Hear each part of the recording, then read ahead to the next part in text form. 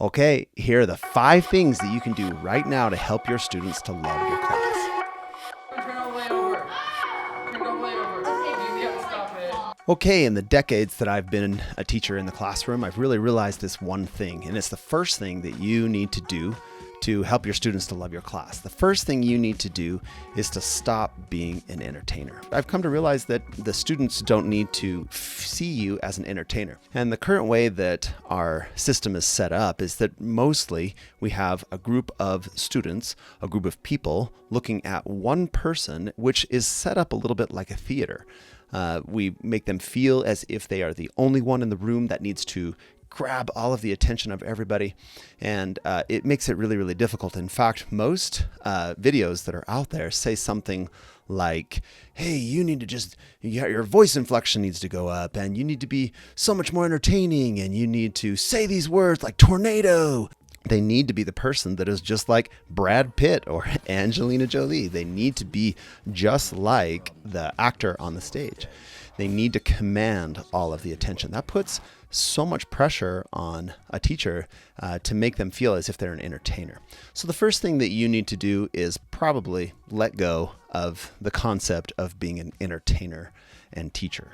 Okay, the second thing that you can do to help your students love your class is to actually let them be great. Most of us got into teaching because we really cared about students.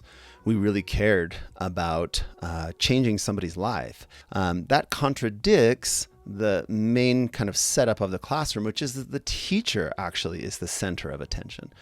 And so the second thing that you need to do is actually just try to shift the attention over to the students. Let them be great. That attitude, more than anything, it's not a technique or anything like that, but more of an attitude, is really helping yourself to realize that you're not the one learning. You're not the one even on the stage. It's the student who is on the stage. It's the student who is actually doing all the performing. They're doing all the work. They are the ones that need to be the center of attention. Okay, the third thing that I would say needs to happen in order that you have the most amazing class of all time is that the students actually have a real world connection with the subject matter that you're teaching. This is one of the most difficult things to do in a classroom, is to make the stuff actually matter. One semester, we actually were studying the Amazon rainforest. And I presented some things to them saying, hey, this is one thing we could do. This is another thing we could do. And one student said, hey, I really love to paint. Especially I love to paint big things. I've always had this aspiration to paint murals. So we went to a local botanical garden and approached the botanical garden saying, hey, look, you've got this wall in the garden that actually has some graffiti on it. Will you let us come in and paint a mural there? And so what ended up happening through this project is the students, while they were studying these animals that they thought were really, really interesting, were able to then go and connect that to a beautiful location. Making a real world connection with your students, allowing them, helping them to have a real world connection is such a really, really, really good thing to help them to do. Okay, the fourth thing, and perhaps the second most important thing that you can do inside of the classroom, is to inspire an attitude of producing and not consuming. The current setup environment of the school system is that we just ingest information. Students are asked almost always to just sit and listen. They're asked to get the information. They're not asked to go out and learn the information. They're asked to just ingest the information. They're supposed to then spit it back out on some sort of test. And this inspires an attitude of consumption rather than production. If you ask all business people out there, the ones who are successful say that they think it's so important for us as members of society to try to have an attitude of production, to try to have an attitude of, I am giving back to society. I am giving back to my culture. We had some students who were studying Chinese, and they were thinking about ways in which to do all of these things that we've been talking about, to get out into the real world, to kind of learn for themselves. And one of the things that they wanted to do actually was to travel to Taiwan. They were learning Chinese, and so they wanted to go to Taiwan and actually try to use their language. They wanted to experience the culture. They wanted to travel. It was just such a cool thing to be able to travel to a foreign country. And so the questions were asked of them, well, how would you actually get to Taiwan? What would be the best way to get there? And so they thought of different ways to get there as best they could. And they realized that they were just going to need a lot of money for plane ticket and then for food and lodging when they were there. They decided, well, since we're studying Chinese and since we've been understanding a little bit more about Chinese culture, one thing that we could do is set up a food stand and make foods that we have learned about in our Chinese class. We'll set up a food stand and then sell that food at lunch to local people in the area. So they decided to make baozi, which are steamed dumplings.